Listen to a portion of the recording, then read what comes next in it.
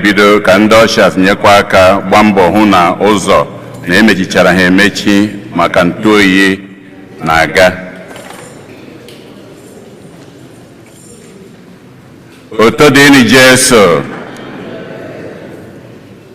Tata bụ ụka nke 22 n'oge na-adanyeghị n'emume afọ nke mbụ na-arụ ụka. Igbo Catholic Community ji obi aṅụrị ekene ezinụlọ anyị niile na ndị ọbịa niile nọ n'ime ụlọ ụka anụnwa tata na ndị niile nọ ebe dị iche iche n'akụkụ ụwa niile anyị na ha ga-achụ aja Maasị tata. Na aja nke Maasị tata, Anthony na Anthony Oforha na ezinụlọ ha na-enye Chineke ekene n'ụzọ pụrụ iche. Oge ugbu a, Anthony na Anthony Oforha na-elote 13 ha ji wee nụba di na nwunye, wee na-ayọkwa ngọzi Chineke, amara Chineke ka o duru ha na-aga.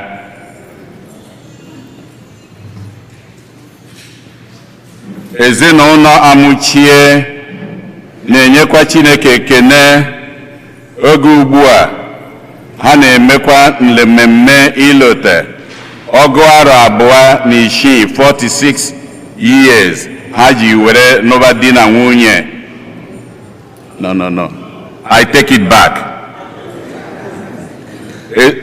Ezinụlọ Amuchie na-enye Chineke ekene n'ụzọ pụrụ iche. Oge ugbu a Colonel na Ego Mmeje na-elote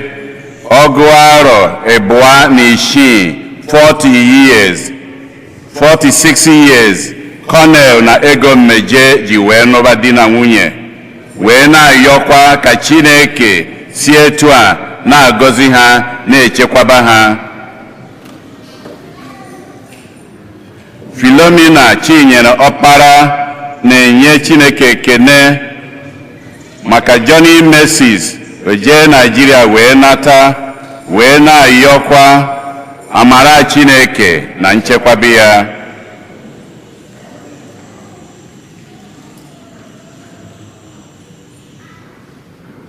Ndị niile na-agụ ego ma agbasa ụka anyị 12 na St. Eugene na-ayọ maka mkpụrụ obi ofu onye otu ha, CY Ogunnaya Ọchụudo, onye nke rapụrụnụ, ka Chineke nabata mkpụrụ obi ya na ndokwa.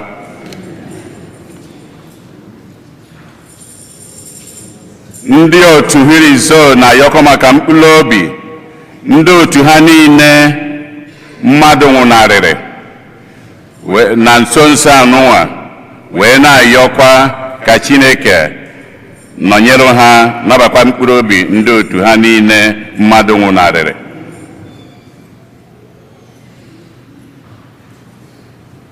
Nne na nna Ikemdị na Chinwoko na ndị be ezinụlọ Nwoko niile na-ayọkọ maka mkpụrụ obi Ikemdị na Chinwoko. Ezinụlọ Ogoke na Ejike na-ayọkọ maka mkpụrụ obi Luke Sunday Ejike.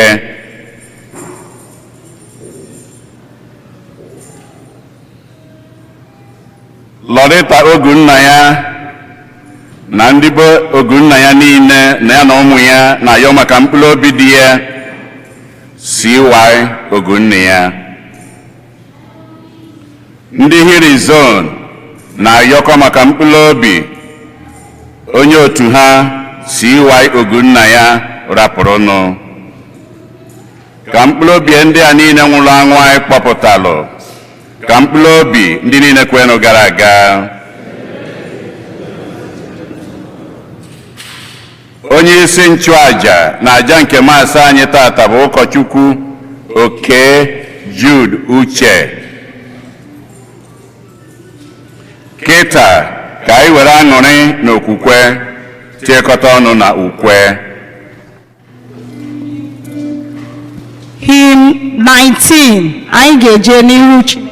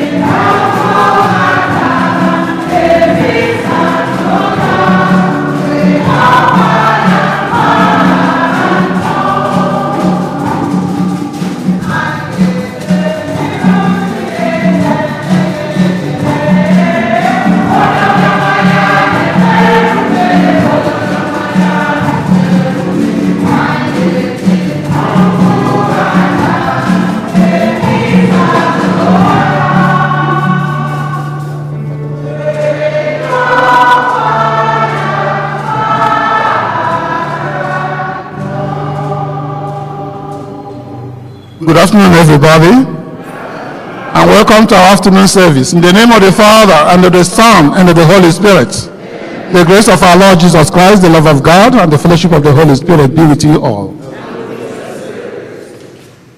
No.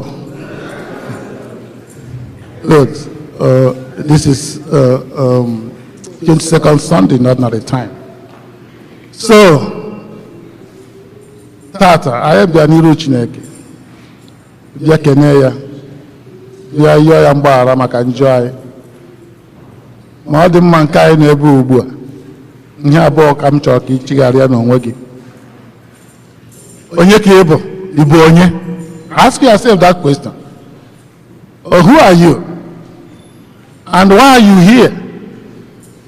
What's your relationship with God? What is your relationship with God? Who are you? Who am I? Why am I here? What's my relationship with God?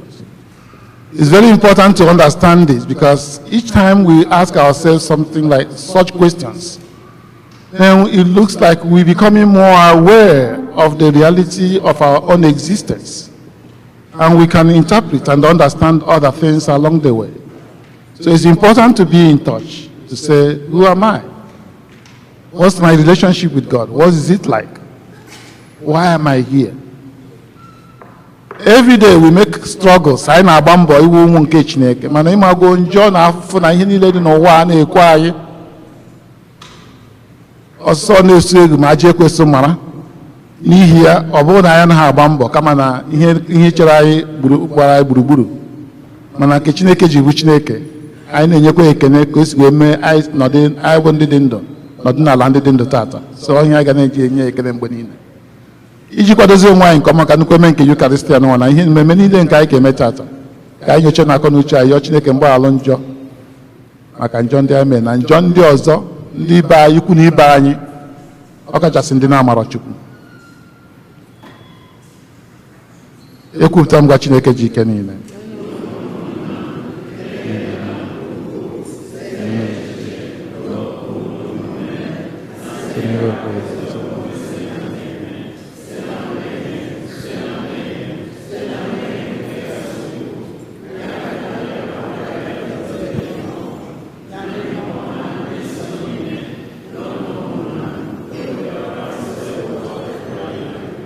Ka Chineke ji ike niile n'ụlọ anyị ebere gbaghara anyị njọ anyị wedu anyị na ndụ ebe ebe.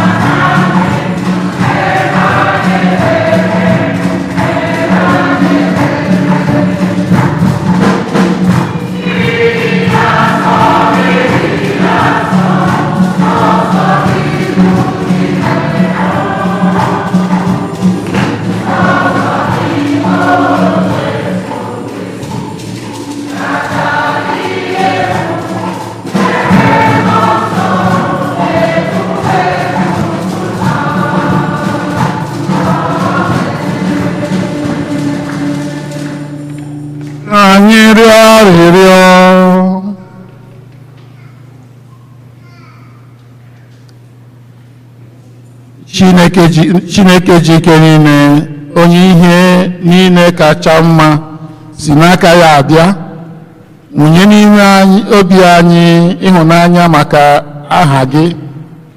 Biko zụlite ihe niile dị mma n'ime anyị, ka anyị na-eto n'ofufe gị, were amara gị na-echekwaba ihe ndị ahụ ịzụlitere n'ime anyị site na dị nwere Yesu Kristi nwa gị, onye gị na-adị ndụ na-achị na ịdịkọ n'otu nke mmụọ nsọ, otu Chukwu site n'ụwa tụ ụwa niile.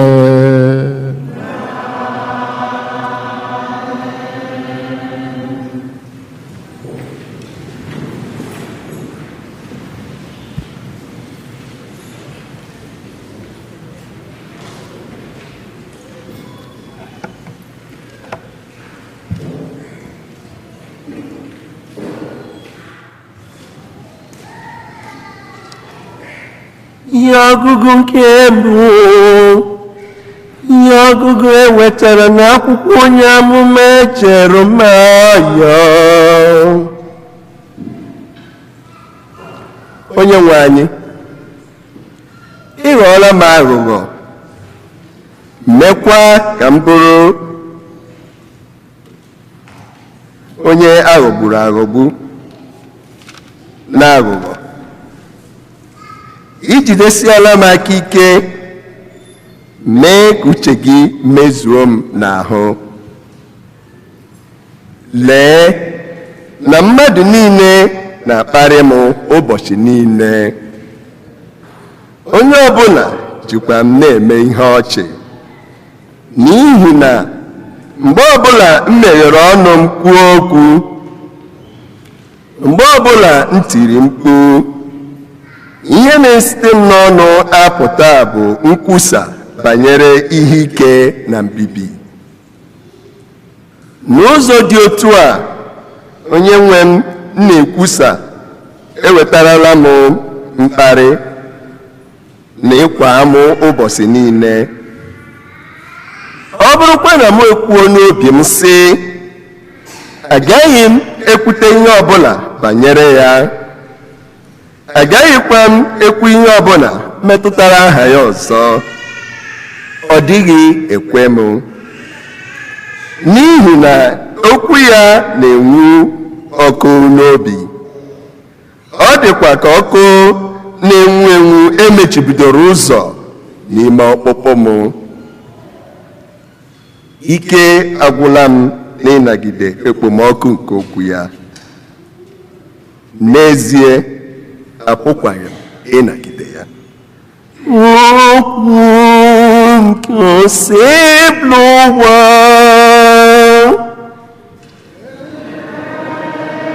ka enye dịrị Chukwu. Abụ ọma na azịza. Ihe anyị ga-aza bụ, onye nwe m na Chineke m, akpịrị na-akpọ mkpụrụ obi m nkụ maka gị.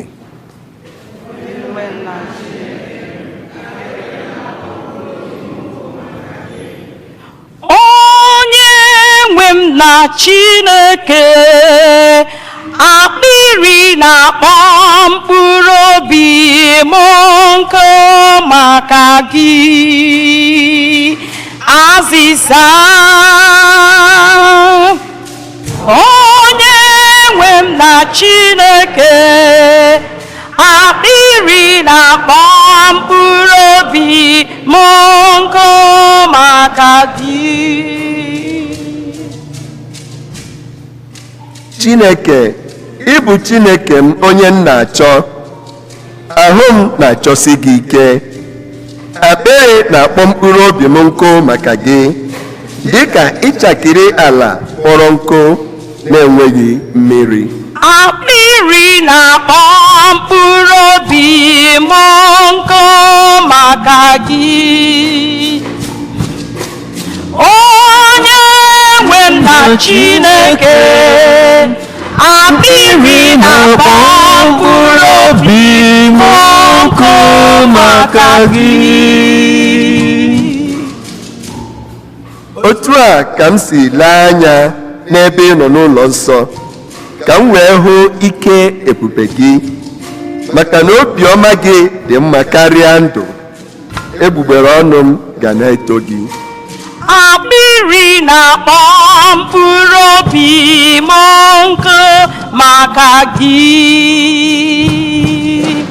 onye nwe m na Chineke akpịrị na-akpọ mkpụrụ obi m nkụ maka gị n'ihi ya ka m ga-eji na-eto gị ugbu a m dị ndụ ewelitere m aka m n'elu wee na-akpọku aha gị mkpụrụ obi m ga-enwe afọ ojuju ka onye ejiri ihe gbara abụba kpọrọ nri ọnụ m wee na-ekwe otito gị akpịrị na-akpọ mkpụrụ obi m nkụ maka gị onye nwe m na Chineke akpịrị na-akpọ mkpụrụ obi m nkụ maka gị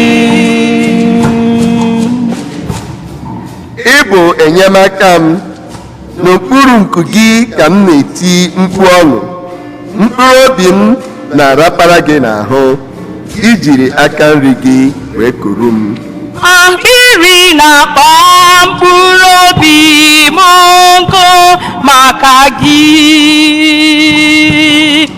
onye nwe m na Chineke akpịrị na-akpọ mkpụrụ obi m nkụ maka gị onye nwe m na Chineke akpịrị na-akpọ mkpụrụ obi m nkụ maka gị ihe ọgụgụ ewetara n'akwụkwọ ozi Pọl dị nsọ degara ndị Rom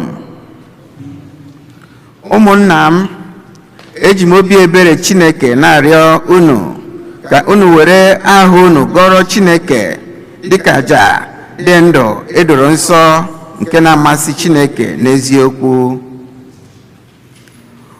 unu eṅomikwala ụdị ndụ ahụ ụmụ ụwa gbara unu gburugburu na-ebi kama meenụ ka ụdị ndụ unu na-ebi bụrụ nke enwogharị enwogha n'usoro ọhụrụ ahụ eji eche echiche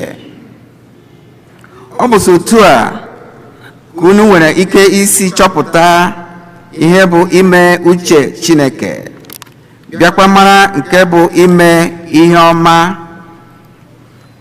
ime ihe Chineke na-achọ na ibi ndụ zuru oke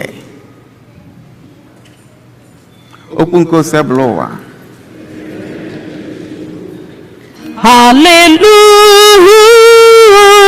Hallelujah, amen.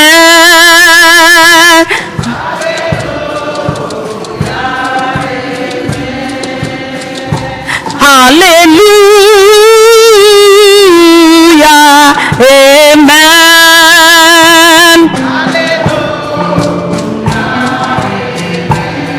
Amen. Oh, hallelujah. Amen. Hallelujah. Amen. Hallelujah. Amen. Hallelujah. Onye nwanyị kwuru gị bụ hallelujah. Amen. Bụ eziokwu do anyị nsọ hallelujah. Amen. Na eziokwu gị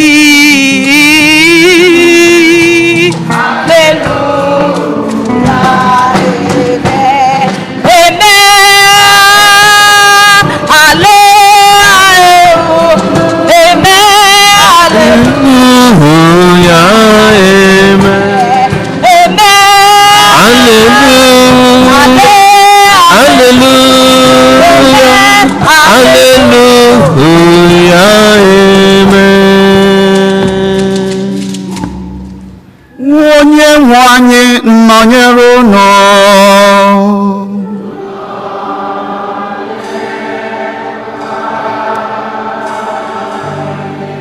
ihe ọgụgụ nke ha si n'ozi ọma dị nsọ nke Matiu dere.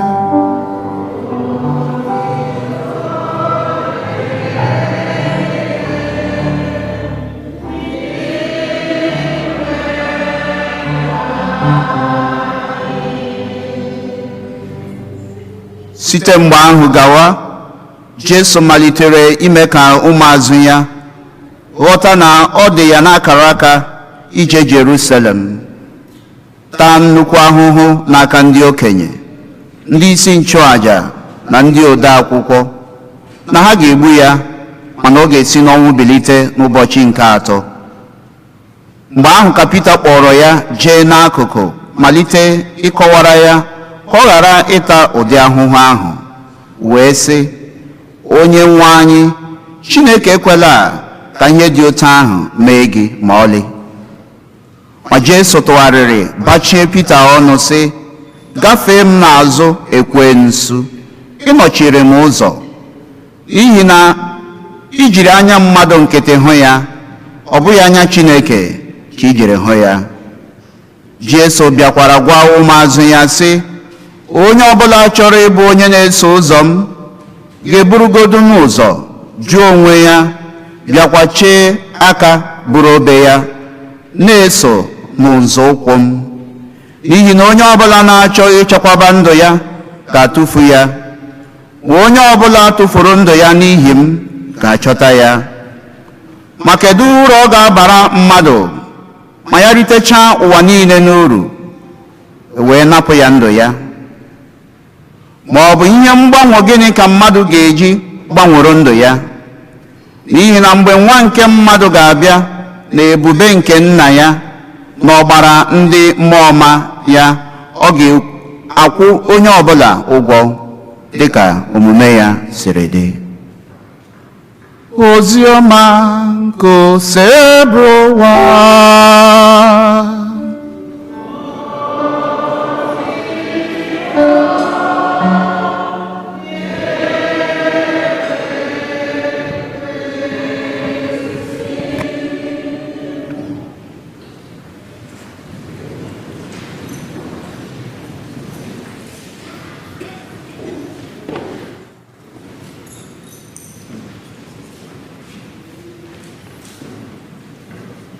Otuto dịrịnụ Jesu. Otuto dịrịnụ Jesu. Ama m na onye ọ na-anọcha ihe agụnata ma eme nke gbagwojuru anya. Ọkwa ịghọtacha ihe ọgụ niile agụnata atọ, ọkwa? Ndị na-aghọta anụ weli aka elu, ndị na-aghọta ihe agụnata weli aka elu.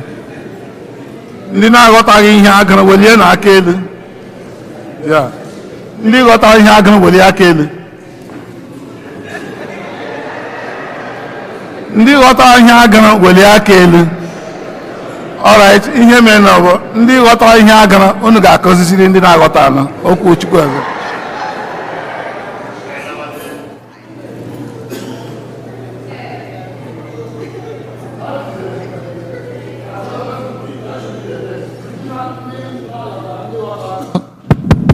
Ndị ghọtara anọ kụziere ndị na-eme gịnị na-aghọta anọ.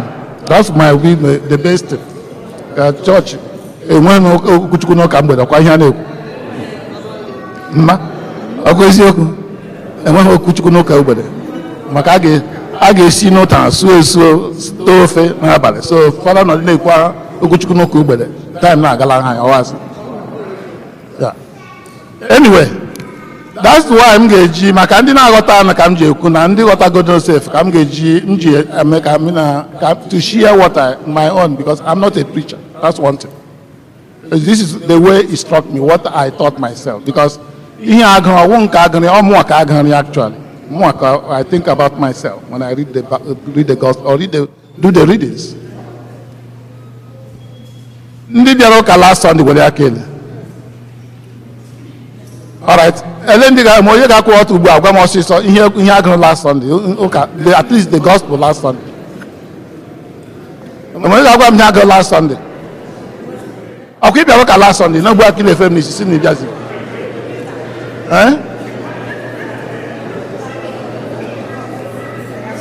ọ na-ewepụta aka o bido dawa na mmiri.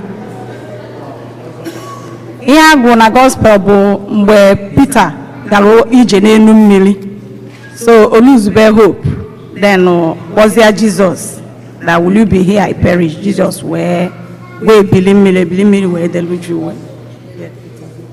Yes, Father. Yes, Father.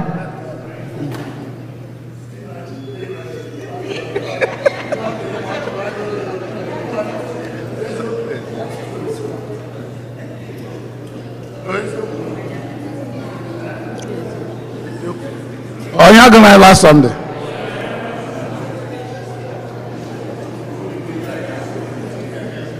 Eh? Eh? I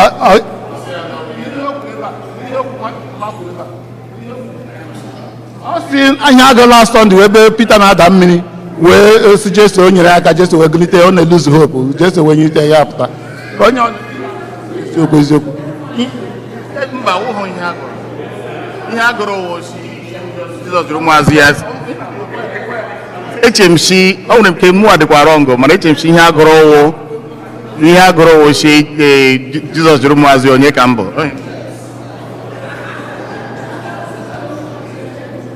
ọ na-adị very important because ịbịa ịmara ya last Sunday ị ga-aghọta ihe agụ last Sunday ị ga-aghọta nke agụ today maka ọ the continuation is Matthew 16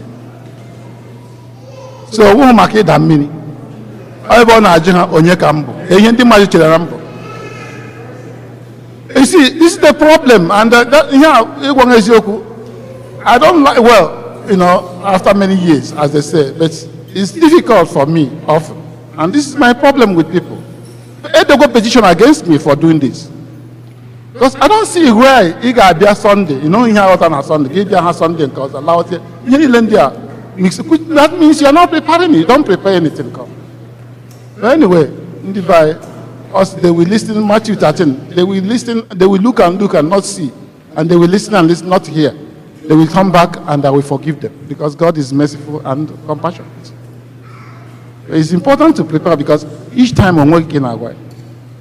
Onye kim only ihe ndị mmadụ chere mbụ ha si ya iwe Elijah ụfọdụ si ya ga iwu Moses ụfọdụ si ya nke a ya si nna onwe onye ka m chere onye kunu chere mbụ ha ncha legide si ya nwoke na isi ọdịkwa mma anyị gwara onye ọ bụ ya na-ajụ ha ya ajụ Peter sọ gị nwawu Kristo nwa ọkpara nke Chineke dị ndụ ya sị Peter ị nwere ngọzi ihe a abụghị ọbara ọwụ Chineke nna m ma gịnị gosiri gị ya na wee sizie kin ka m na-enye nka m tinye igodo na ka ijiji ya ọgwụ nwa gwuzie aga m eji mezie foundation of my church njọ ndị hapụrụ ndị nke ledo ndị nke gbagara agbagwo nyesi ya that authority oru aha nke ọzọ ha na-eme ka ọ na-akọ ahụ ugbu a ya sị by the way ọkwa Peter akọgworo na onye and ihe amụ ikwuru ka m bụ abụ nwa nke Chineke bete abụ nwa nke Chineke anyị ga-ebido ugbu a gaa Jerusalem ama aga Jerusalem ndị isi ga-ama m ikpe ndị ọka iwu ga-akpa m igbe a ga-egbu m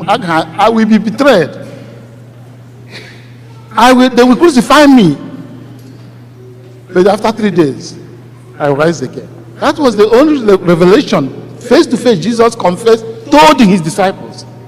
So cheta ya ọfụma Peter na o nyere igodo onye si ihe niile bugosi ya si ya ndị nwa chegodo bịa ka m gwa gị bịa ihe na-ekwu anaghị aba m ntị ihe ahụ ihe anyị na-atụ anyị ga-eme maka anyị na-eche na ọkụ nwawu Mesia ga-azọpụta obodo niile azọpụta Israel kwụsị anyị na-akwụ ụgwọ atụ ntụ anyị na-atụ ebe asị ọgụ nwawu Mesia ihe anyị kwuru na anyị gụnwawu Mesia but ihe ị na-agwa anyị ga-aga ata ọnwụ ga nwụọ na ihe ọnwụ otu a ka esi eme this is not what we wanted for you. Yes, yeah. Get behind me, Satan. Satan abụghị afa mmadụ. Satan means all Hebrew na ihe ndị ọzọ all adversary or opponent onye iro onye na-enye nsogbu onye na-adọrọ ndọrọ. Get behind me, Satan. Ị na-eche dịka ndị mmadụ si eche ị na-eche iji ha anya Chineke were na gịnị ekwu okwu ị na-eche ka Chineke si eche ị na-eche ka ndị mmadụ. Onye m ga-eji cut ọ dị short today because it is very important for us to understand that. If you catch up this, because this is very important, the onye nyere Police say, oh, read this time today, and I'm going, yes. No, not for you, Lord. You can't do this. When you came in, because director, non seminary, only moral theology, one day, one on theology. So only got the easiest way to go to heaven. Only got the easiest way to go to heaven. I am here, not joining seminary. I see, get this man, click on the easiest way to get, who knows the easiest way to go to heaven? I chọrọ na heaven, I nọ na seminary, ma onye chọrọ ka okwu onye ọ ga-wee kwute eche were maazie na onye nkweri ka ọ na-ekweri. Adị nwere ike were sodo chụọ ya na seminary. Onye ọ na-adachi nkịtị na-eche ka okwu onye ọ chọrọ. Ya ajụsị ajụ eme onye kwere ya sị no, the easiest way to go to heaven is to be a Catholic priest. The easiest way to go to heaven is to be a Catholic priest. Because as a Catholic priest, you have all the authority given to Peter last week. You forgive people's sin. You have all the means to forgive others, to do so much authority given to you. Yeah, continue now. I don't mean yes. Hey, by the way, who can tell me the easiest way to go to hell?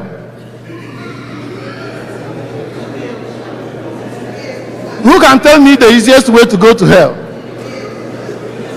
Yes, the easiest way to go to hell is to be a Catholic priest.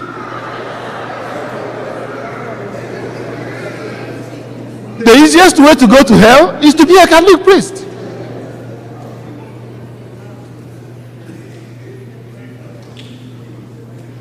On each time when Jesus say, yes, you call me Lord and Lord. Yes, that's what I am. But the Son of Man here is to serve, not to be served. Yeah, I'm a Catholic priest. The easiest way to go to heaven is to be a Catholic priest. I said, oh my God, we made the right decision. I know Abraham. We didn't make a wrong decision to be here. Make them say the easiest way to go to hell is to be a Catholic priest. I said, what? Jesus, but this is true. Hebrew 5. A priest is one taken among his brothers. Yes, of course, he's a mediator. He goes between man and God. We have all the powers. If we do them in the right way, that will take us to heaven straight away. Can you hear onye father na taxi driver no New York gara anyway? Ha garuo onye taxi mgbe ọ na-agaruo ndị mmụọ na ndị na-agbakọ so welcome and anabata ya tọrọ red carpet wee kpọba ahịa enigwe Peter pụta na kene of mercy welcome. Father anyị na ọ na-asị ya chee ego dị na aka ya bịa anyị na-abịakwa anabatasị ya this man mesiara ihe niile oge mecha close ihe niile menyụsi ọkụ niile menye roll back carpet ya besi ya ọ gị ụfọdụ na ofu onye bịa somebody abatasị ya ọ gị ụfọdụ gana oke ya si abịa ngwa sọ ya si ebe ka ị na ya si esobe ndị ọkụ isi bịara enugwe ya si onye nke anabata akwa m kpọ dị ebe akwa owo onye na all my parishioner ya si ya awụ m fada ya si is that so we didn't recognize that because when that man drove people prayed. When you preach people sleep. When the driver drove his taxi people prayed because people were not sure whether they are going to survive that trip. But when the priest preaches, the people will do what? We sleep. So many people were repented. Many people repent because they have to go to heaven. They want to pray.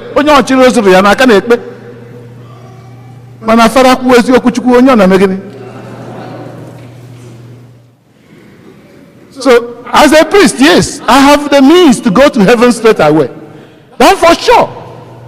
Everything given to me is for my means to go to heaven. But all the things given to me for going to heaven, if I use it in any wrong way, will send me to hell. That's what you must not forget.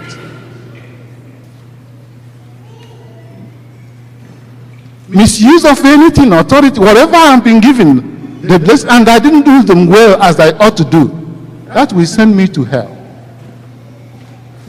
Also, very small. That's why St. Augustine, you will say, I'm a Christian with you. All the struggles you do every day to do the will of God, I do the same thing. I suffer. I struggle every day.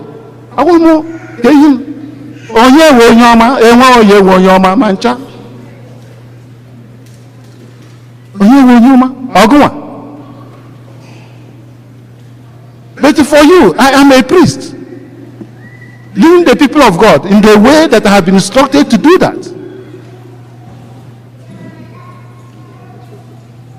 So that's why today, for me, who are you? Who are you, bro?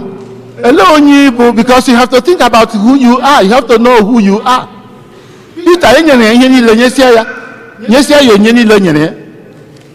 Orizie ka orizie ga ya sie mbadi nwenu akpozie Peter no akporo vicar of Christ last Sunday. Today ana akpo ya Satan adversary, opponent, green opponent, obstacle. Ọnọchiri m ụzọ kwa ihe agara, ọnọchiri m ụzọ ị na-anọchiri m ụzọ because ọ chọọ ka Christ taa afụfụ, ọ chọọ ka ọ nwụọ, ọ na-eche it's like I ma afọ anyị tawa ndị Igbo mgbe anyị ji lụọ ọgụ ihe niile a na-alụ ọgụ ihe niile marginalization and the displacement, everything ka na-eme na be ka na-eme because anyị enweghị ndị Igbo onye ndu, onye ọ na-apụta ugbo asị na ya wee onye ndu anyị ka ihe na-asị onye ga-enye anyị mee ka anyị wee nwere onwe anyị, onye a ka anyị na-ele anya, onye ọ na-atọka nsị ya ga-awe onye ndu anyị, ya ga-eme ka anyị si ya wụrụ betu ị ga-enyerịrị anyị mee ka anyị were onwe anyị, anyị nwe ha n'onwe anyị then anyị madata anyị alafe. But as long as I know, so that was the same thing with the Jews. They saw Christ Messiah with all the miracles and everything, and they thought that's the end. So this is why it's very important very critical for us today to forget to remember we are Christians. Always see agafe nazi iwu obado inochiri mozo. Ini eche echiche ka Chineke si na eche echiche ka mmadụ. Ini eche echiche ka Chineke si eche echiche. In other words, being a Christian is good. It's a good name, but it's not a guarantee you are a Christian yourself. You have to find out, are you really a Christian? What does it mean to be a Christian? Because to be a Christian means you have a relationship with God. What kind of relationship? How does God think? Are you thinking it that way? Who are you? Onye ọ na n'ime anyị asịkwa nnọọ nke m ka okwu na Fada, ọwụ nnọọ awụ m nne, awụ m nna, abụ m nwata okorobịa, abụ m nwata agbọghọbịa. Onye ọ na n'ime anyị, if you remember, we are all giving gifts as a person. Go back and read Corinthians chapter 12, 1-5. For the sake of the community. Onye ọ na n'ime anyị nwere ihe a na-atụ anyị n'aka imepụta to live our lives. Enyesi anụ onye niile ndị a chọọ gị mma, gị wụrụ mma, a na-asị ya ọmaka, onye amaka, iri akwa, gị pụta, otu a m ji akwa ugbu a pụta, hey, Father dress chana ọfụma, ma eji hụ gịnị nọ n'ime akwa, onye nọ n'ime akwa, ọhụ mmadụ ka ekwensu. Anyị jiri akwa apụta ugbu a na-etoga na-egoga na hey, dress beautifully well.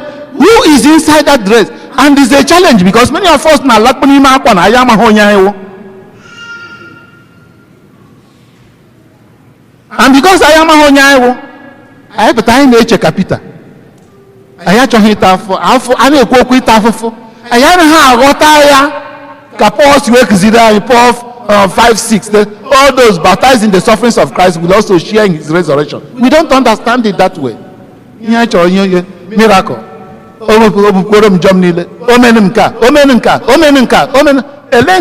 Christ has always been doing miracles in our lives every minute of the day. But you only need to know, look clearly and closely, and you'll find a difference. Yesterday and today, they're the same, 24 hours. But only onye nke na-asọ Chineke na-asọpụ Chineke nwere anya Chineke, anya okwukwe, ga-achọpụta the difference between 24 hours yesterday and 24 hours today. Every day, there's something new. There's a miracle in your life. But you have to have the faith and understanding to know the difference between you and between yesterday and today. Otherwise, you won't see the difference.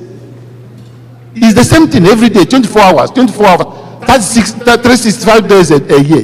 It's gone. Ọ sị, ihe m ji ekwu ya bụ, if you don't understand yourself every day, if you don't know who you are, it becomes difficult. And if you do not want to understand why are you a Christian, then it's so good. Why are you a Christian? I have to go. Peter, le Peter mere, ebunite si ya, the following day, asị ya, ọnwa ekwensu, ịnọchiri m ụzọ, gafee m n'azụ. Onye ka ịbụ? Ịbụ obstacle in our relationships, in everything. We are social animal. We live by relating to everything around us. You can be an obstacle. You can be an obstacle. Ihe mgbochi n'ebe di nọ, ma ọ dị na-awụrụ ihe mgbochi n'ebe ị nọ. Ị nwere ike wụrụ mgbochi n'ebe ụmụ gị nọ, ụmụ gị awụrụ mgbochi n'ebe ị nọ. We all can become obstacle like Peter. We can become Satan. Ọ dị ka mgbe anyị na-apụta n'ụzọ asị, hey, nwa nke a maka, nwa nke a nwaanyị nke a maka, ọ maka jee lụta eje le ya na-abịa erie nri nke ya na-eme ka omeka na asọ wee ezigbote mmadụ. He wee ezigbote mmadụ ọ na nke before ị na-enwe asọ ọ na-azọgbu ahịa mgbe ị na-awụta ozizi ahụ ka ọ na-azọgbuzi mmadụ, ozi ọkwa aja, ọ bụzi ọkwa aja. Ọmụgwọ nke ọ na-ahụsi ahụsi, ọnwụ nke anụ ahụ ka ọ na-eme gịnị, ọ na-akwadasị ha niile laa ụlọ. Ụmụ nwoke the same thing. Ọ kacha nsị na n'ebe ndị be anyị nọ, we are all Igbos, even if we are not, but it is important to understand the relationship. Emeghị onye na-achọ mgbe ụfọdụ anyị nọ na-agba girigirigirigiri ihe anyị ga-eme. Ahụrụ m ya ebe niile people na-eme business. I think it's worse with our own people. Gị na nwanne gị na-ebu ubu, ahụgwo m ya nga ya na ọ gasị ahịa lọta, mmadụ abụọ m maara otu ha si wee nwee ụwa agaghị ahịa lọta. Onye na ha ga-alụ ahịa nwee shedi ahụ nke ha na-eme ha nshi, ha rie nshi anwụọ ya ka claimuo everything ha bụ lọta. Relationship, anyị anaghị ala ike inyere onwe anyị aka kama anyị pụlụ onye nke ahụ down, dọtuo ya ka anyị wee nọchie. In our relationship, look at the family anyị niile ghasara aghasa, were be mma be m. Most families ghasara aghasa because of ndị be anyị na-eji atụ n'isi ịlụọ nwaanyị ọjọọ gị nwa ajọ nwa amaghị eme gịnị eshie. People are very good by nature. God created us and saw us very good. Onye gwara Genesis 1:26. But because of nke anyị ji wụrụ mmadụ, oge ọ na anyị na-eche ka ọ gote ogesi adịrị mma hapụ ndị ọzọ ka ọ ga-aga adị ndị ọzọ mma. Today, that's what you have to think. If you are a Christian, lee ihe Paul kwuru na ihe ọgọgọ, do not conform to the rules. Transform the rules. Transform the rules. Abụ m ụkọchukwu. People should not know me. I am a politician. I am a politician. Ka ihe niile ma ndị fara ma ihe niile si ala n'iyi na bayo. Ha bịa na-enye ha ndị politician ndị ha mezie ha ndị politician, ha bụrụzie ohu ndị politician. Oke ọchịchọ, oke nke a na-adọị. Desmond Tutu ka a na-ajụ ka ihe ijiri iso a na-ajụ ya wee politician ya sị mba enyekwa nke ewo ya si ọwụ onye amụma nke Chineke. The only thing that should be coming to him, the Lord says. Thus says the Lord. Jeremiah gwara anyị today. Jeremiah sị mgbe ọ na ya mepere ọnụ ya obu amụma maka ihe na-abịa, and ndị mmadụ anaghị like ịnụ ihe ọjọọ ha na-emesi ha na imere ihe ọjọọ. Ofu onye gụgụ afara sị ya, Father, I hear what you say always. And it seems you are referring to me and my party. You don't seem to understand that ọkwa na iji chọọchị a. Mgbọsị m ga-apụ ebe na chọọchị a, ị ga-ahụ na-eme chọọchị a dakpọ. Maka we go out with all the people. Nke ọzọ jekwu farasị ya, ele ihe kpata Jizọs si onye kwụsị ike sị ntọ gị amaghị aka ntị n'aka nri gị tụgharịrị nke ọzọ. Yes, that's the Christian way of living. Humility. Suffering for others. Yes, yeah, no, Father. Here are weakness. We don't think about people who are weak should not belong to this union. I'm not belonging to this church because I cannot accept that somebody will slap me on one cheek and turn the other one. That's weakness. anwụzi m anwụ m ga-eji hapụ ya ama m nke a makwa ha m ọzọ. So anyway, you have heard it even on paper, or not on paper. The Church of England is dying. Father, come and give my church in church. Why? Because a lot of people see, over 50% of people are no longer interested in Christian doctrine. And in 1984 to 82 to 84, 85, Margaret Thatcher. Margaret Thatcher opened the place. All the Muslims go ya may be labor laws, no more demonstration, no more strike, not every. He sold all the industries to Indians and Pakistanians. Today, Muslims have taken over Europe. The same thing as Belgium, the same thing as Netherlands. They have taken up everywhere. Here, people are complaining already. About 20% of Americans don't want to go to church any longer because they see we are no longer a Christian country because we don't preach, we don't practice what we preach. So, I'm happy your time. I'd like you to sit very well and close your eyes and ask yourself, what kind of obstacle am I to my brother, to my church? Because you can be an obstacle to your church. When you refuse to pay your own tithe or pay your own contribution or do something for the good of the church has to be cared for. The way you relate to your mother, you relate to your family, the way we relate to the church. Are you an obstacle? What kind of obstacle are you to your own people, to yourself, even to yourself? Close your eyes. Relax. Read well. Let the Spirit of the Lord come down. Amen.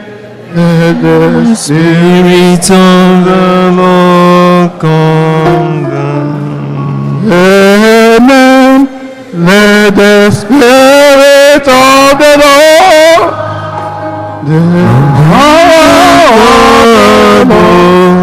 let the Spirit of the Lord come down. Amen. Let the power come down. Let the power of the Lord come down.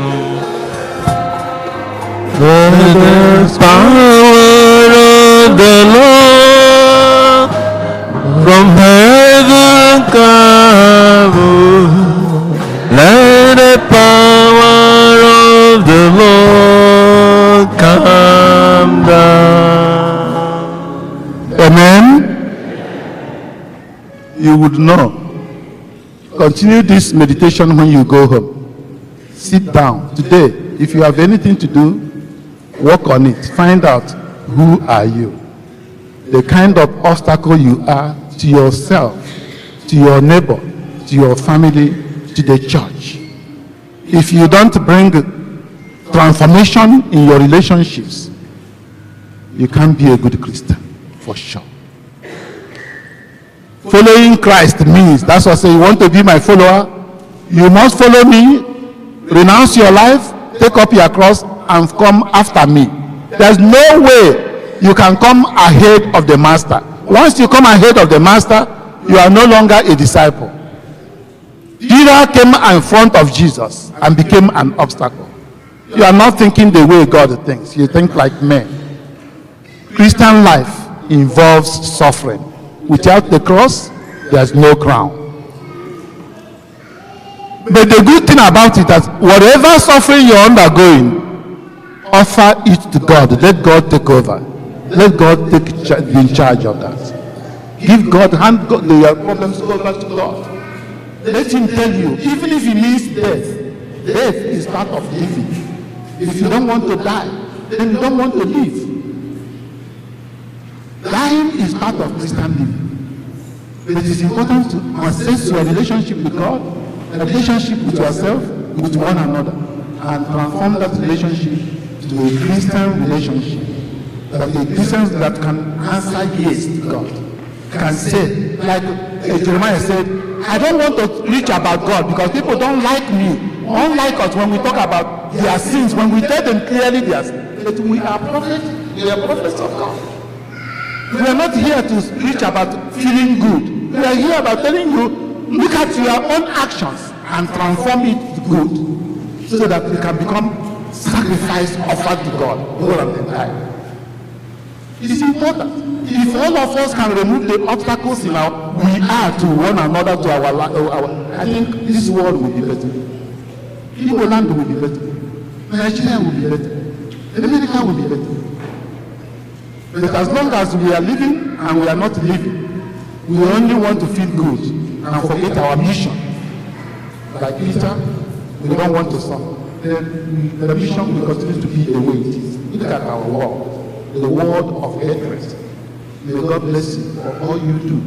Please, endeavor to see if you can lift up that obstacle you have from your family, from your father, from your mother, from your neighbors, from where you work. Transform the relationship you have as a Christian. That's what God wants us. May God bless you for all the efforts you make every day. Thank you for making that effort. Don't never get tired, because God is always with you. In the name of the Father, and of the Son, and of the Holy Spirit.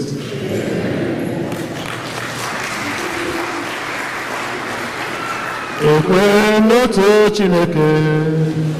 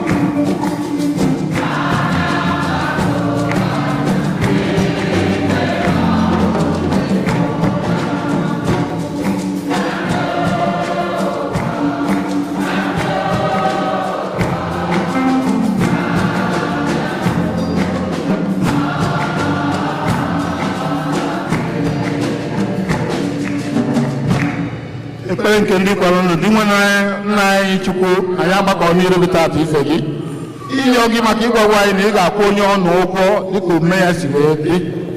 Anyị achọghị ịbụ ihe mgbochi na ndụ gị, anyị achọghị ịbụ mgbochi n'ọrụ nke nzọpụta nke ị kwadoro maka ụwa. Biko onye anyị amara tinye amara dị n'ime anyị ka anyị bụrụ ndị ga na-akpọkọnata ndị mmadụ mgbe niile ka anyị na-eso ụzọ gị ahụ ga-ewetara anyị nzọpụta. Anyị abịa tata na-atọgbọ nsogbu anyị niile nke dị anyị n'iche na ikwu na ibe anyị na nke ụwa niile. Ejina mmehie kwa anyị ụgwọ ọlụ, Papa were amara kwa anyị ụgwọ ọlụ, amara gị ka mma o. Ejina mmehie kwa anyị ụgwọ ọlụ, Papa were amara kwa anyị ụgwọ ọlụ, ka mma. Maka nzukọ nsọ Kristi, ka mmụọ nsọ Chineke na-edu nzukọ oge niile ka ọ na-amịta ezi mkpụrụ nke sitere na nchekwube na ezi mmụọ mgbasa okwukwe nke Vatican Council nke abụọ maka njem mgbasa okwukwe nke nna anyị dị nsọ mere na mba Bulgaria, ka ọ mịta mkpụrụ nke udo n'akụkụ ụwa niile. Anyị ayọ gị dị nwere anyị. Ejina mmehie kwa anyị ụgwọ ọlụ, onye amara were amara kwa anyị ụgwọ ọlụ, amara gị ka mma o.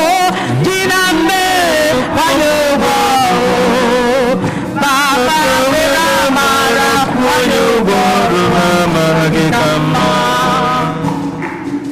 Maka mba niile dị n'ụwa ka ha na-akwado ezi iwu maka nchekwa ezi ahụike na ọdịmma ndị ọrụ niile na ịkwụ ha ụgwọ nke ga na-ezuru ha na ezinụlọ ha. Anyị ayọ gị dị nwere anyị. Ejina mmehie kwa anyị ụgwọ ọlụ, onye na-eme ma were amara gị cheta anyị ọrụ ya ka mma. Ejina mmehie kwa anyị ụgwọ ọlụ, Papa were amara kwa anyị ụgwọ ọlụ, amara gị ka mma.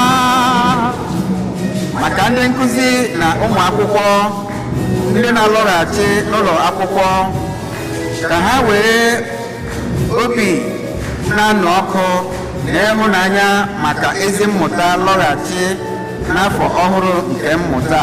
Anyị ayọ gị dị nwere anyị.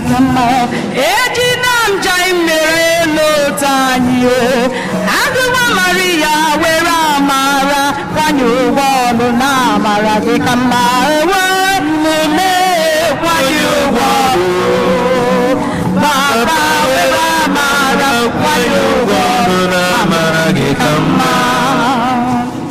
Maka ndị niile ji ezi obi ndidi na umeala elekọta ndị okenye na ndị ahụ esighị ike, ka ha na-asọpụrụ ugwu na nsọpụrụ dịrị ndị ha na-elekọta, ka Chineke na-agba ha ume ọrụ ha oge niile.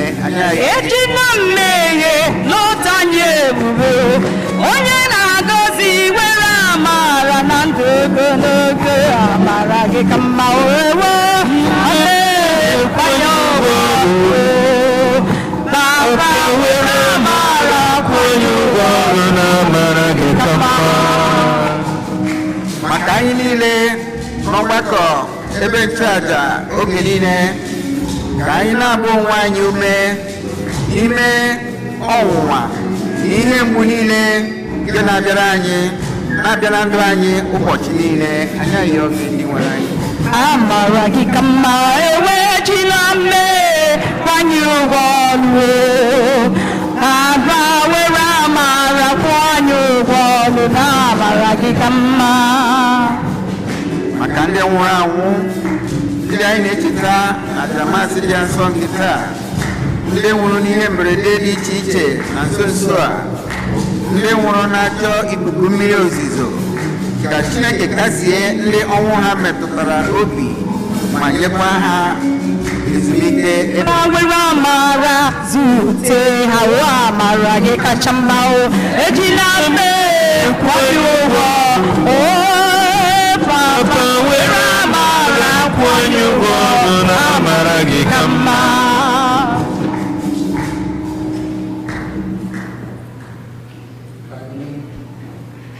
lekwasị anya nke ekpere nke aka anyị na onwe anyị yọọ Chineke ihe kasị anyị mkpa ugbu a na ndụ anyị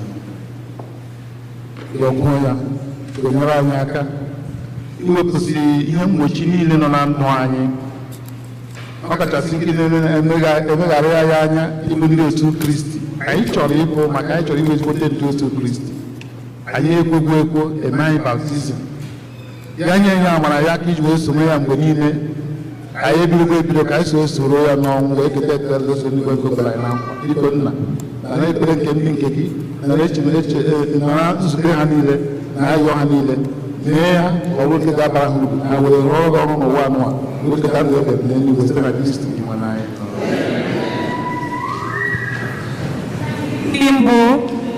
In 54, Igbo Catholic Hymn Book in 54, piano weta ihe onyinye.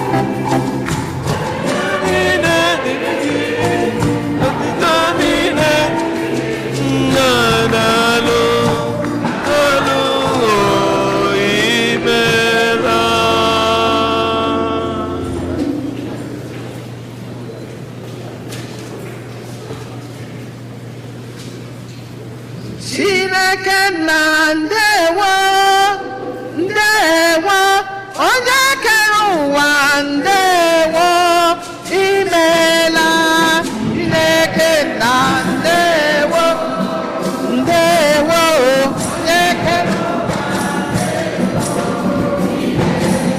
akụwa Maria nara ekele Chinekele gị nara ekele anyị imela papa Chineke na ndewo onye kere ụwa ndewo imela anyị na-ekele gị nara ekele nara ọdịda mma onye na-eme mma nara mbuli elu imela papa Chineke na ndewo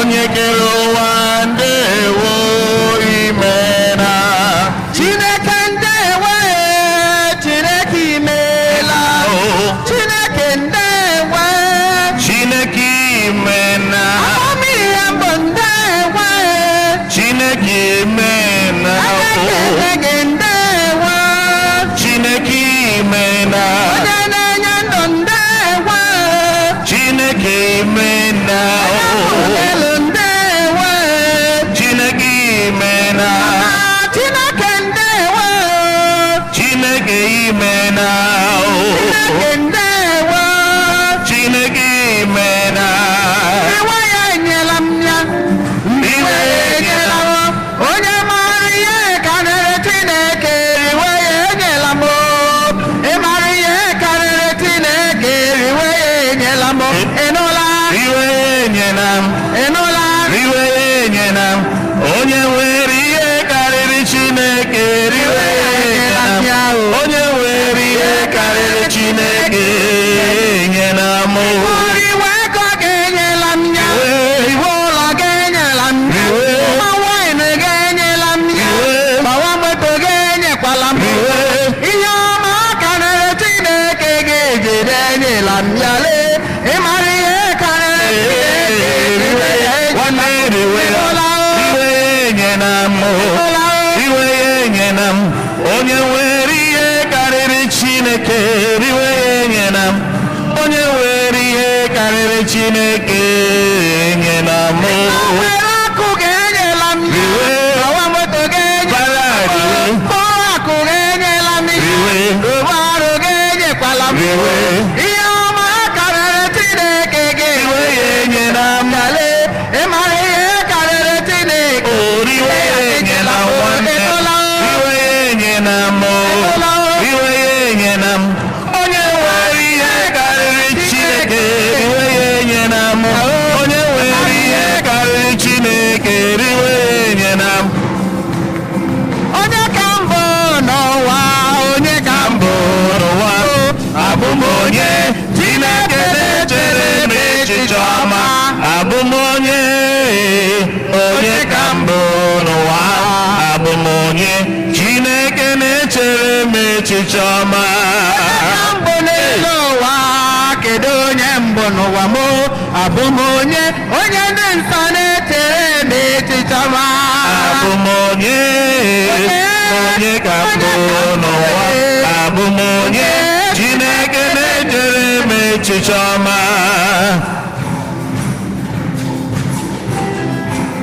abụ m onye elu ụwa ọ dị mma dị njọ ekwere ewo m Aga m ma gbaba n'ime Chineke ga-akpọ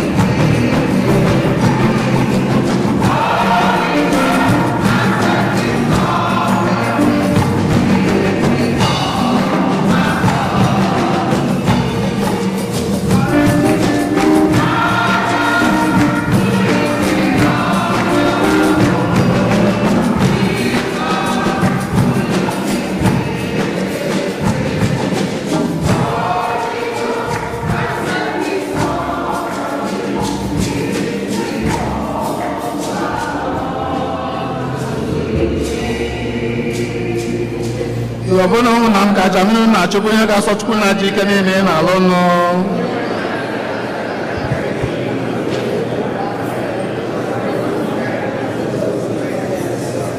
Inwenụ site n'onyinye nke a dị nsọ anyị na-ehunyere gị mgbe niile, nye anyị ngọzi nke nzọpụta gị, biko were ike gị mezuru anyị ihe omimi nke a anyị na-eme site na Kristi nwere anyị nụ. Onye nwe anyị nọnyere unu.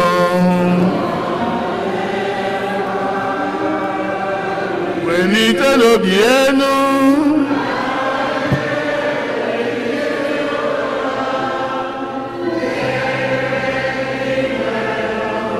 Anyị nyere ndị iwe na-achụkwu anyị ekene.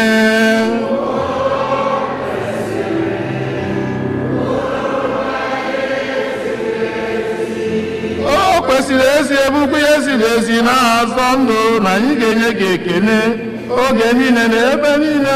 O na dị nsọ Chineke jike niile, onye dị ụwa tụ ụwa site na Kristi dị nwere anyị, onye jiri ihe ebere o nwere maka mmehie mmadụ kwe ka a mụọ ya na Virgin Maria. Ọ gbapụtara anyị n'ọnwa ebebe site n'ọnwụ ọnwụ n'elu obe, bịa site na mbilite n'ọnwụ ya nye anyị ndụ ebe ebe. N'ihi nke a anyị na-eso igwe ndị mama niile nke eluigwe na-eto ofufe oge niile na ukwe na-asị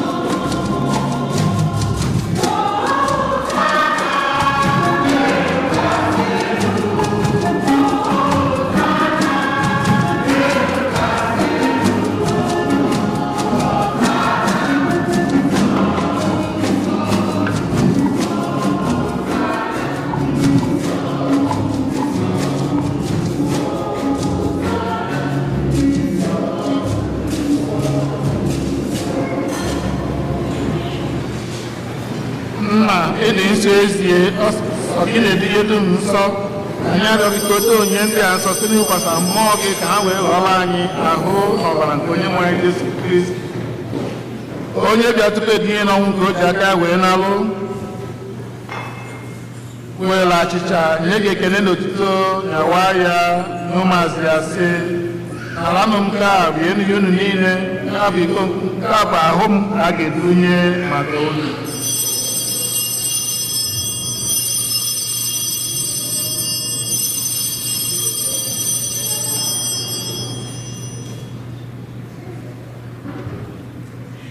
Otu ọgwa ka o si mee mgbe ha richara nri anya sị o biri iko mmanya nyekwa gị ekene n'otuto bunye ya ụmụazị ya sị, n'alanụ m nke a ṅụọ n'ihe unu niile, nke a bụ iko nke ọbara nke ọgba ndụ ọhụrụ dị ebe a ga-agba ya n'ihi unu na n'ihi mmadụ niile ka e wee gbaghalụ njọ.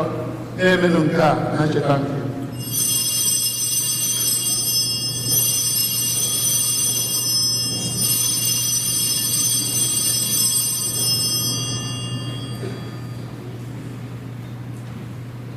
anyị kwupụta n'ihe omimi nke okwukwe anyị na-eme ugbu a.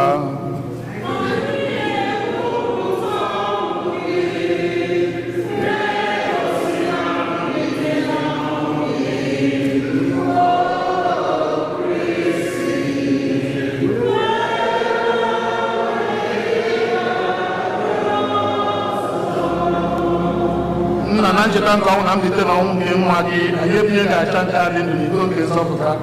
Anyị na-ekele gị n'ihi na ị kwere ka anyị dị mma ịkwụ n'ihu gị na-efe gị. Anyị ji umeala arịọ ka anyị bụ ndị na-ata ahụhụ nke Kristi na site na njikọ nke mmụọ nsọ. Nna, cheta nzukọ gị gbasara n'ụwa niile, mee ka ịhụnanya gị jupụta ya. Gọzie pope anyị bụ Francis na bishọp anyị bụ Jose Gomez na ndị ofufe ọlta gị niile. Chetakwa ụmụnna anyị ndị ji okwukwe were gaa n'ezumike nke ọnwụ. Kpọbata ha na ndị ọzọ niile nwụrụ anwụ n'ihe nke ebube gị. Biko meere anyị niile ebere ka anyị soro Virgin Maria dị ngọzi nne nke Chukwu na ndị apọstọl na ndị nsọ gị niile ndị mere uche gị n'ụwa were keta oke ndụ ebighị ebi. Ka anyị sorokwa ha na-eto gị ebube site na Kristi nwa gị.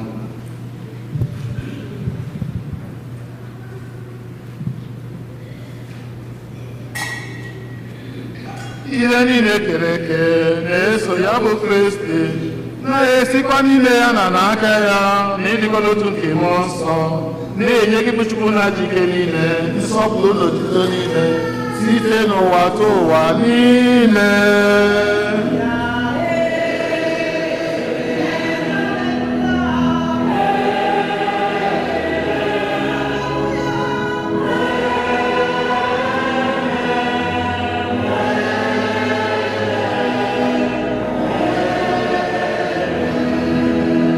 Ụmụnna, ka anyị were ekpere na onye nzọpụta anyị kụziri anyị wee kpọkuo Chukwu Nna.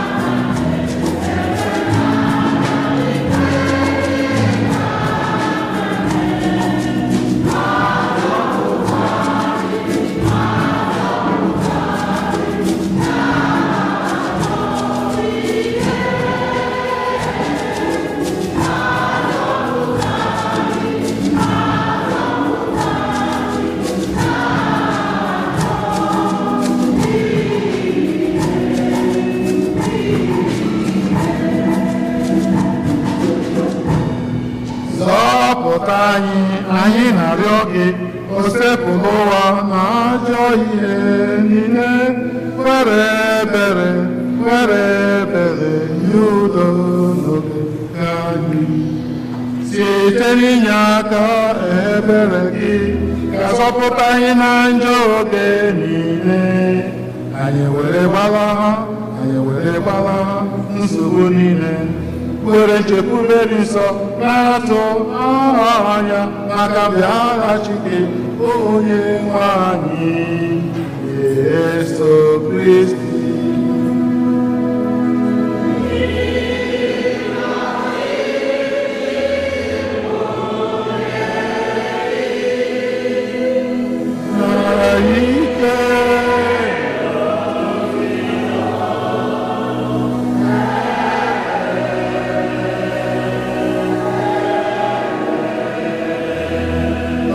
Yesu Kristo onye gwara ndị apọstọl gị, udo nke m ka m na-ahapụ, udo nke m ka m na-enye unu. Elekwana anya na njọ anyị, kama lekwasị anya n'okwe nke nzukọ gị. Yie ya udo na ịdịkọ n'otu mgbe niile ka uche gị chọọ gị mee niile na-achị ebe. Udo nke osekwu adịrị unu mgbe niile. Ka anyị nyerịta n'onwe anyị ekele nke udo.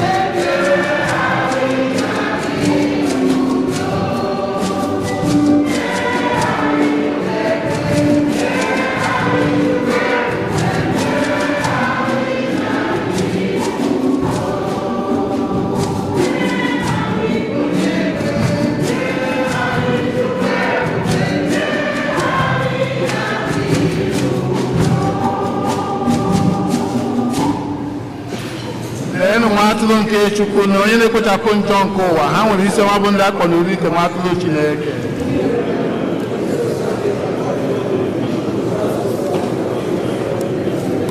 Ka ahụ na ọbara Kristi chekwawa iwe ruo na ndụ ebighị ebi.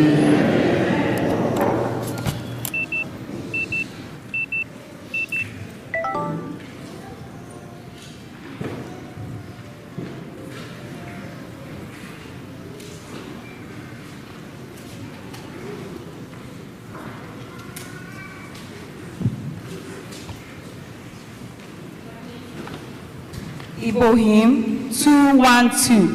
212. Hymn 212.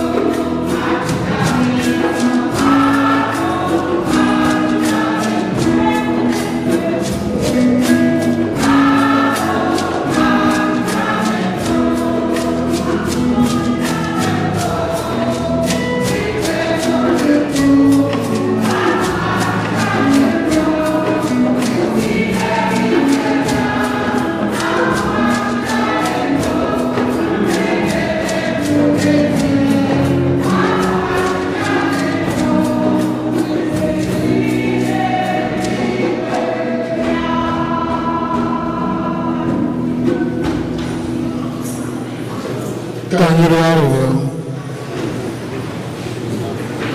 Onye nwe anyị, inyere anyị achịcha nke eluigwe ka ọ bụrụ nri nke anyị. Biko ka achịcha ahụ na-agba obi anyị ume n'ịhụnanya, ka anyị site n'ụmụnne anyị na-agba gị odibo n'ụzọ kwesịrị ekwesị site na Kristi dị nwere anyị nọ.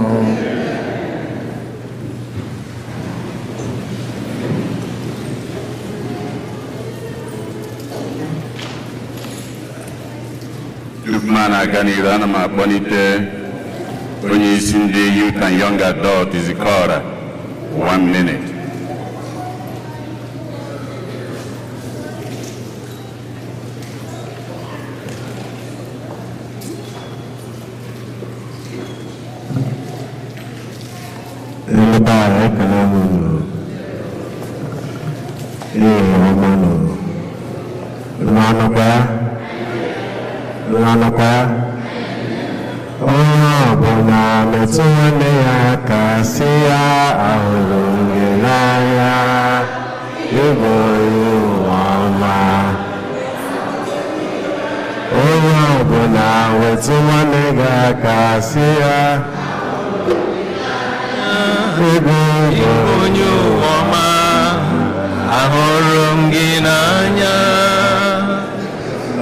Thank you so much. I'm Izikora Apollo, President of Igbo Catholic Youth and Young Adults at this parish. Super happy to be here today. Just a few things I wanted to touch on. And look about I'm in the minor ban. I'm going to do for the Igbo. So representing Council Igbo, okay? I didn't know it's alright, perfect. So today after Mass, we have our general body meeting that we have every single first Sunday of the month. Our parents will be right here in front of me with me after Mass, and then the youth and young adults will be in the very back after church. Please, there's no need to leave. All we need is 30 minutes of your time. You stay, we handle business, you go home, okay? Alright. Secondly, after that, we have our first annual ICYAO Ibotik Labor Day Cookout/barbecue event coming up this Monday, tomorrow. Now, it's open to those who are actual members in terms of annual dues. So right now we have 78 financial members within our organization. Started at 0. So it's definitely open for that. We'll talk more about it in our meeting, so hang tight for that. We also have our fundraising activity next week after Mass, so please be ready to support us. We're not asking for too much, just come out and show us some love. And then we also have a forum for our parents, so immediately after Mass as well, during the meeting, we will show them how to access our WhatsApp group chat just for the parents. So that way you guys can also be in commemoration of what we're doing within our organization for the youth and young adults. Also, for the month of September, we have our 3rd Saturday's car wash. We also put the information out there in the group chat for the parents to be aware of. And we also have our 2nd and 4th Saturdays Bible studies. Please, please, please, please, please, parents, bring your children out so that we can continue to grow spiritually, mentally, physically, to then attract that financial abundance. God bless you all.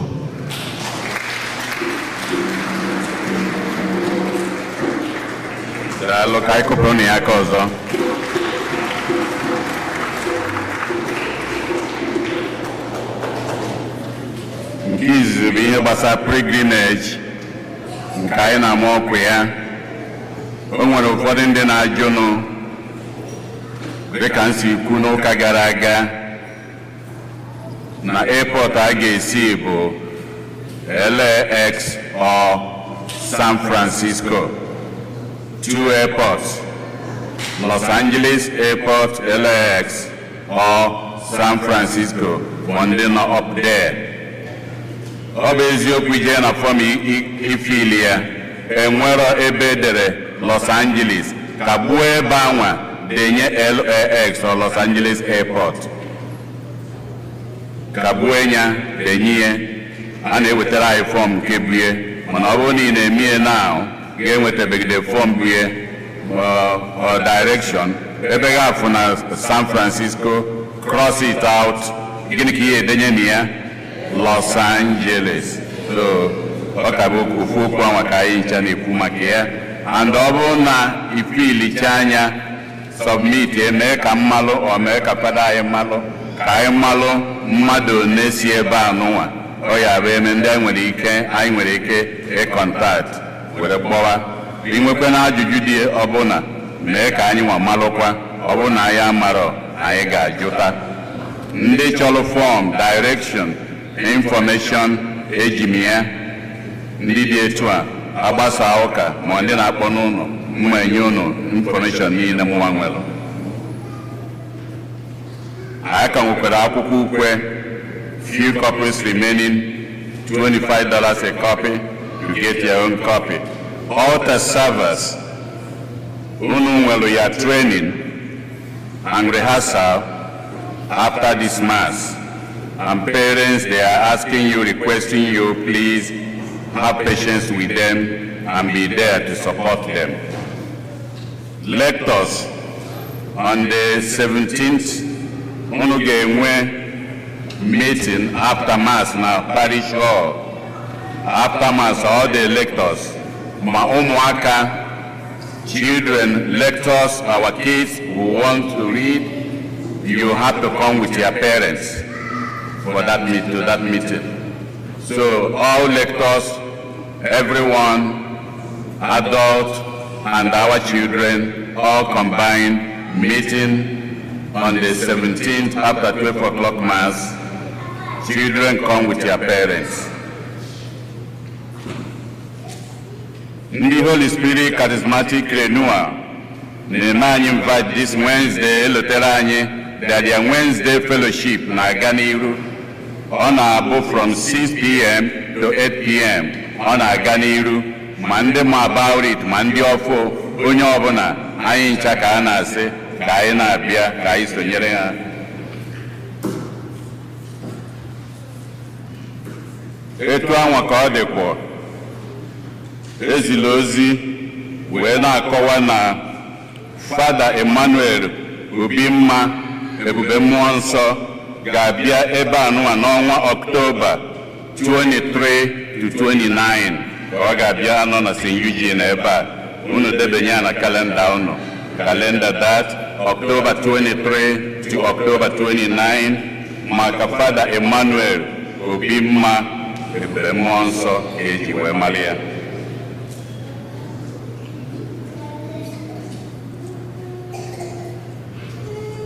And Obose Oka, September 24, the last Sunday in September, the Auxiliary Bishop of Owerri, Bishop Mozi Chikwe, Fiaga Karayo Keba, Emalia. Toby Ogunia, are you here? May you stand up, please? Okay. Obo na inwe ki pupu ihe a n'iru pupu godi ya ka afọ iru anya. Tobi unu na anya turn around so they can see you. Oni afọ na nna ya mụrụ ya. Tobi bụ nwa CY Ogunniya. Papa ya rapụ n'izu ụka gara aga about a week plus ago. Ndị amara CY afọ a na-etu ya bụ gịnị?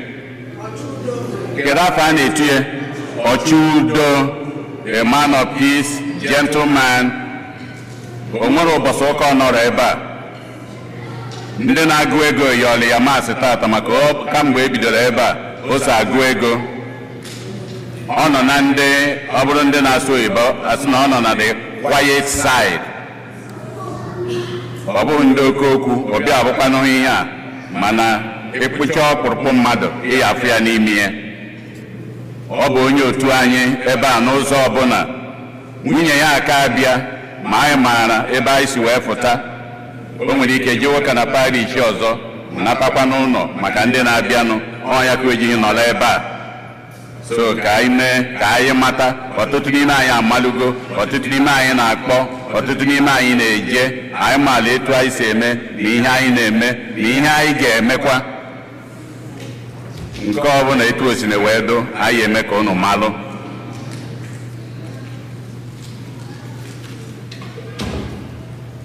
Philip Nwike ya Nwike na onwe ya older sister ya nwụrụ na Nigeria na nso n'izu ụka gara aga nya ka anyị na-asị ya ndo anyị maala etu anyị si emekwa ka anyị beluori ya n'ụzọ abụ n'ụzọ anyị si emetụta ndị otu anyị ihe metụtalụ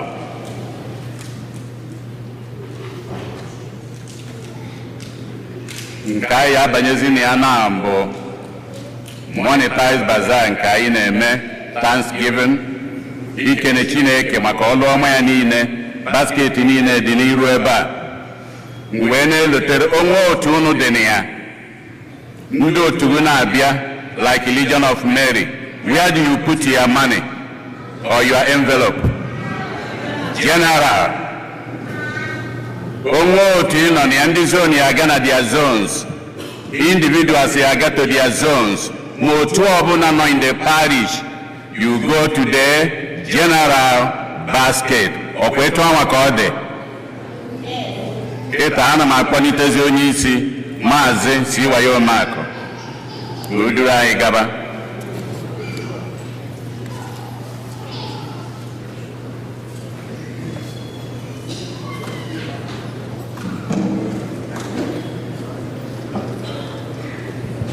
Oto di Yesu. Because today I get way chaff because I in Aga Valley for anniversary Father Gerard Oswabu. So having said that, and my pop tandem and Hana Saifediba, Chief Chris PJ, Sabina Amadi, and the lady Dr. Angela Frebu, and Sikora, only in the youth.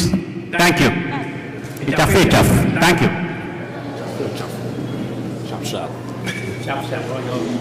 God is good all the time. Ever since I feel I can't keep you also. In the choir, because Olu Yen Maga Bilizanam, Olu Gode, Ishi, you with that, Olu.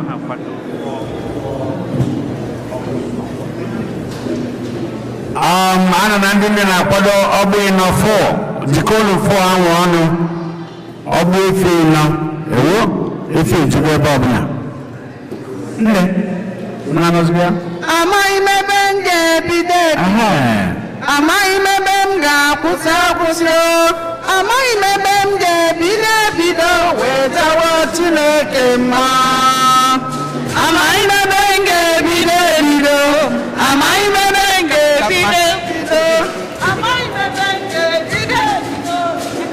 Chineke ma n'anya na-asọbụ ngozi Kịta bụ ezinụlọ Obieje amaghị m ebe m ga-ebido Obieje ọ bụ ha na-aga ezinụlọ Obieje ọ bụ ha na-aga ezinụlọ Obieje ọ bụ ha na-aga hụrụ n'anya and his family. Onye kere ụwa onye na-eme mma amaghị m ebe m ga-ebido Chineke onye ọma. Oh, okay, Patrick and Julia ọnwa atọ ọ bụ ha na-aga ọ bụ ha na-aga ọ bụ ha na-aga amaghị m ebe m ga-akwụsị amaghị m ebe m ga-ebido Chineke mma onye ọma. Apata ọ bụ ya na-aga ya na ezinụlọ ya. Apata ọ bụ ya na-aga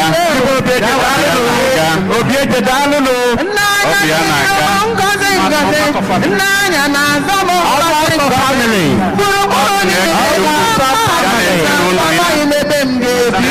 ezinụlọ ya Austin Ekechukwu na ezinụlọ ya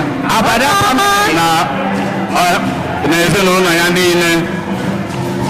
Ọ sị na Ekechukwu Abada anyị na-ekele Abada family. Austin Ezechukwu Alọya Okoro na ezinụlọ ya na-aga. Alọya Okoro, Matthias na Ngozi Ezike. Ekechukwu family daalụ. Oh yes.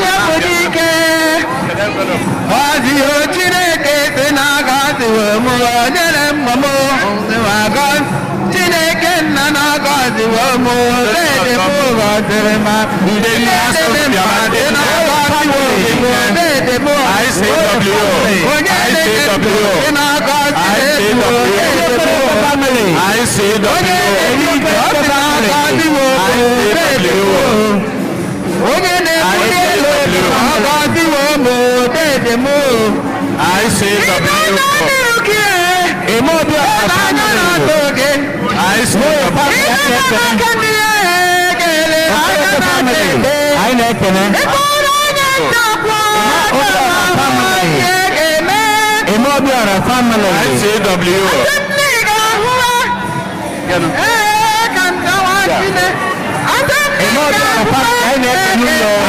ICW.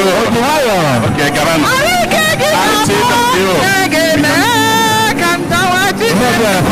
ICW. Obuhana aga. Aya nroko no no na family. I know Obiora family. I know Odini isi unu.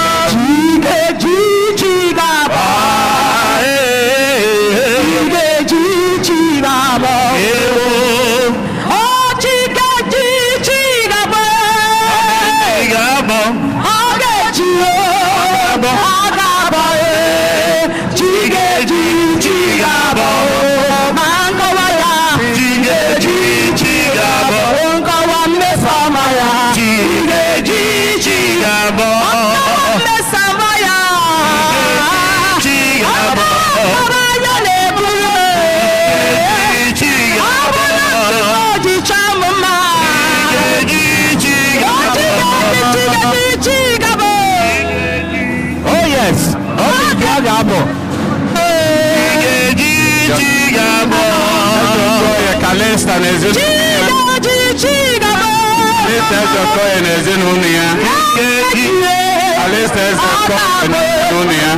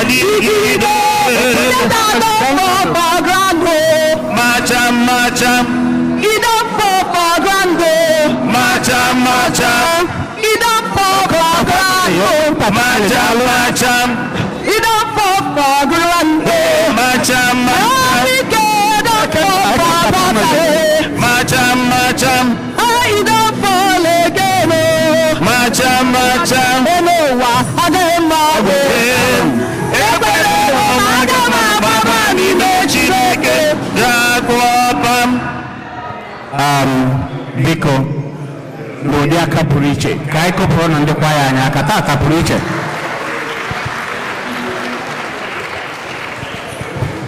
Asịzị m ka m were ohere a kene onye ọbụla ndị niile na-alụrụ anyị ọrụ, ọkachasị ndị na-apịla anyị aka n'igwe eji wee na-enweta ihe anyị na-eme na St. Eugene Catholic Church n'ụwa niile gbaa gburugburu. Biko kụọlụ na ndị teknọlọji anyị aka. O si nwa mama ụmụnna kwe na ndị ọzọ na-anọrọ ebe a ma enwere ike ịgba afa ha ka m kelekwa ụsa ike bụ dị na m n'aka ebe ka ọrụ na ya aka ọ sị ka emee ya ọsịsọ. Ị na-anya n'aka nne m ebe a na wee ga-afụkwa ife dịba kụkwọlụ na ya aka. Maazị Siwayo Ụmụakụ, ana m ekele ka m kelezie ndị ute anyị Ugonna ife dịba, ana m ekele gị, daalụ. Zikọra, daalụ. Saben Amadi, ana m ekele ndị nne oge unu na-abataghị a ọ dịka ụlọ ụka niile adịghị ntị ka akụkọrọ ụlọ dị nna anyị aka ka ịkụkọ ụlọ fada ji anyị n'ụlọ ụka anụnwa na-eme ka anyị na-eme ihe niile ọsị anyị na-eme na ọsịsọ ibe niile na-aga ọfụma dịka ụkọ ọrụ ụkọchukwu anyị aka. Ịma na mkpụrụ gaba na m ga-ekwu wee gaba na fara na-enene taịm n'azụ m ndị ụka ekene m birikwa na ndị nwe mmadụ. Ndị tata ụbọchị izu ha bịara ụka ebe a ha kwụrụ ọtọ. If today is the first time you are worshiping with us, please may you stand. Do we have any first time worshiper? Anyị na-ekene unu fụrụ ya. Anyị na-ekene ya na-asị ya nnọọ. Welcome. Anytime you are around us, please come back and worship with us. Anyị wee na-ekenekwa ndị ụkọchukwu kara anyị ụka tata. Anyị na-ekene Fada Jude Uche nke bụ onye isi ụka anyị tata ka anyị kụkwara ya aka. nyanwa bụ Holy Ghost Priest etu anyị si akpọ ha na Nigeria CSASP. Onye nke ọzọ anyị na-ekenekwa bụ ụkọchukwu Masrinus Mbata Owerri Archdiocese. Anyị kọpụkwala ya aka. Daalụnụ. Onye nwe anyị nọnyere unu.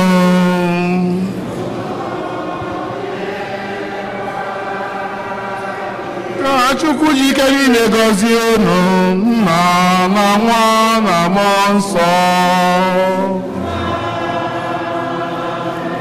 Lawanụ misa gosigo.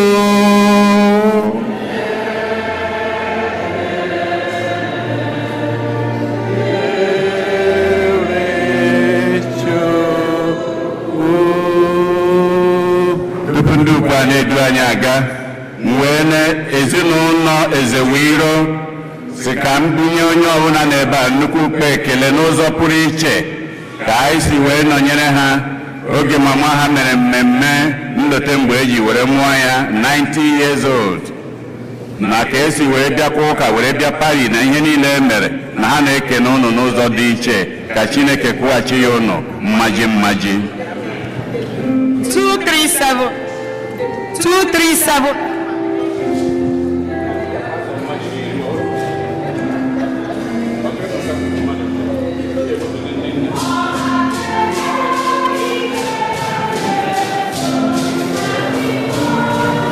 Apụkwana ndị kwaya, stay behind.